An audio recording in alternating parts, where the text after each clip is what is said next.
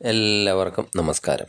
2024 May മാസം ചിത്തിരയുടെ അവസാനത്തെ പകുതി ഭാഗം, ചോതി, വിശാഖത്തിൻ്റെ ആദ്യത്തെ മുക്കാൽ ഭാഗം വരുന്ന തുലാക്കൂറുകാർക്ക് എങ്ങനെയുണ്ട് എന്ന് നോക്കാം. ഇത് ചന്ദ്രരാശി അനുസരിച്ച് വരുന്ന ഫലപ്രവചനമാണ്. നിങ്ങളുടെ ജാതകത്തിലെ ലഗ്നാധിപൻ്റെ ബലം, അതുപോലെ ഇപ്പോൾ നടക്കുന്ന ദശ അപഹാരകാലം ഒക്കെ അനുസരിച്ചാണ് ചാരവശാലുള്ള ഗ്രഹമാറ്റം കൊണ്ട് ജീവിതത്തിൽ ഗുണദോഷങ്ങൾ അനുഭവപ്പെടുന്നത്. നിങ്ങളുടെ തൊഴിൽ ഈ മാസം എങ്ങനെ പോകും എന്ന് നോക്കാം. 10ാം ഭാവം ചന്ദ്രൻ്റെ രാശിയാണ്. ചന്ദ്രൻ 2.5 ദിവസം വീതം രാശി മാറിക്കൊണ്ടിരിക്കുകയുമാണ്. സൂര്യൻ ഉച്ചത്തിലാണ്. വ്യാഴം വിപരീത രാജയോഗത്തിലാണ്. ശനി 5ാം ഭാവത്തിലാണ്. അതുപോലെ ബുധൻ രാഹുവിൻ്റെ ഒക്കെ കൂടെയാണ്. മാസത്തിൻ്റെ തുടക്കത്തിലൊക്കെ നിങ്ങളുടെ ബുദ്ധി ജോലിയിൽ ശരിയായി ഒന്നും വർക്ക് ചെയ്യില്ല. അത് കുറച്ച് ദിവസത്തേക്ക്, അതിനുശേഷം കുറച്ച് ദിവസം കഴിഞ്ഞാൽ കുറേശ്ശെ ജോലിയിലൊക്കെ ഉയർച്ചയൊക്കെ ഉണ്ടാകുന്നതാണ്. അതുപോലെ വ്യാഴം 12-ൽ ദൃഷ്ടി ചെയ്യുന്നുണ്ട്. വിദേശ ബന്ധമൊക്കെ ഉണ്ടാകുന്നതാണ്.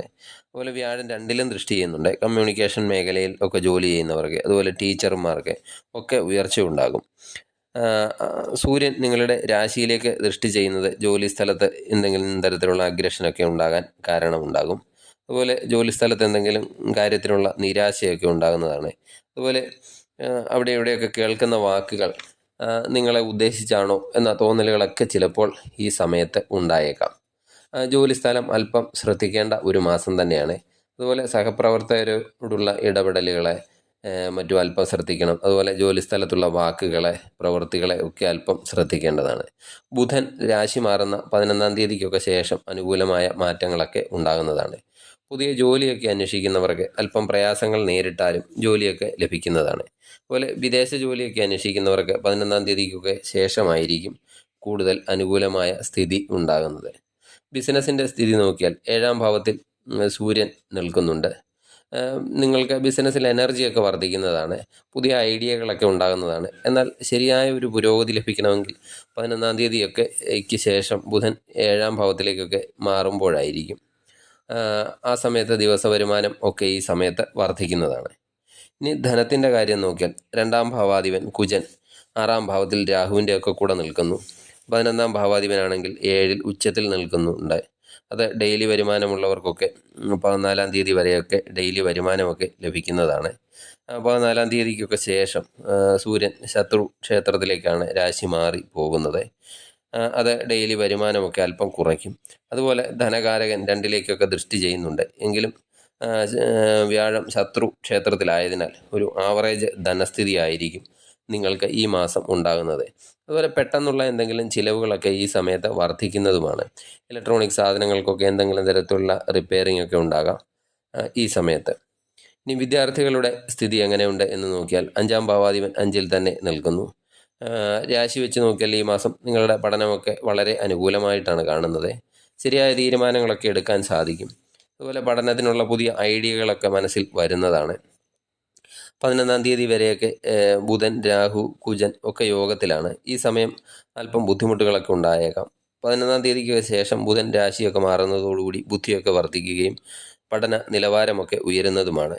അതുപോലെ വിദേശ പഠനം, ഉപരിപഠനമൊക്കെ ആഗ്രഹിക്കുന്നവർക്ക് 11-ാം തീയതിക്കൊക്കെ ശേഷമായിരിക്കും കൂടുതൽ അനുകൂലമായ അവസ്ഥകൾ ഉണ്ടാകുന്നത്. ഇനി ലവ് റിലേഷനൊക്കെ ഉള്ളവർക്ക് എങ്ങനെയുണ്ട് എന്ന് നോക്കിയാൽ 5ാം ഭാവാധിപനാണ് ലവ് റിലേഷൻ്റെ ഭാവവും. 5ാം ഭാവാധിപൻ ശനി 5-ൽ തന്നെയാണ് സ്ഥിതി ചെയ്യുന്നത്. അതുപോലെ ശുക്രൻ 7-ൽ നിന്ന് രാശിയിലേക്കൊക്കെ ദൃഷ്ടിയും ചെയ്യുന്നുണ്ട്. കൂടെ സൂര്യനുമുണ്ട്. നിങ്ങളുടെ ഉള്ളിൽ കുറച്ച് അഗ്രഷനൊക്കെ ഈ സമയത്ത് ഉണ്ടാകുന്നതാണ് സൂര്യൻ നിൽക്കുന്നത് കൊണ്ട്.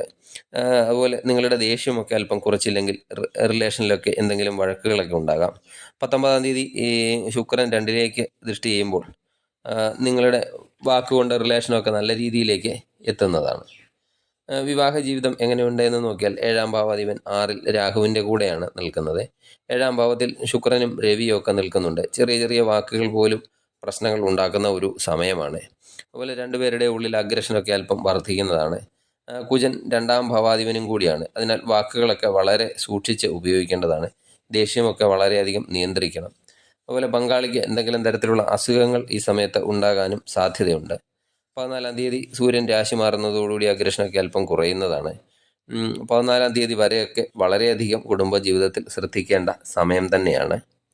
ആരോഗ്യസ്ഥിതി നോക്കിയാൽ എന്തെങ്കിലും തരത്തിലുള്ള ഇൻഫെക്ഷൻ ഉണ്ടാകാൻ സാധ്യതയുണ്ട്. അതുപോലെ അലർജി, ഈ തൊലിപ്പുറത്തൊക്കെ ഉണ്ടാകുന്ന എന്തെങ്കിലും ഒരു രോഗം, അതുപോലെ ഫാറ്റൊക്കെ ഇൻക്രീസ് ചെയ്യാൻ സാധ്യതയുണ്ട്. അതുപോലെ ഭക്ഷണ കാര്യങ്ങളിലൊക്കെ അല്പം ശ്രദ്ധിക്കേണ്ടതാണ്.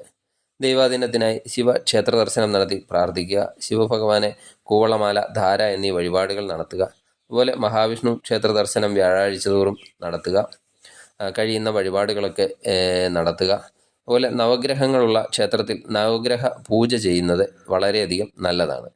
നിങ്ങൾക്ക് നല്ലൊരു മാസമായി തീരട്ടെ മെയ് മാസം എന്ന് ആശംസിക്കുന്നു. നന്ദി, നമസ്കാരം.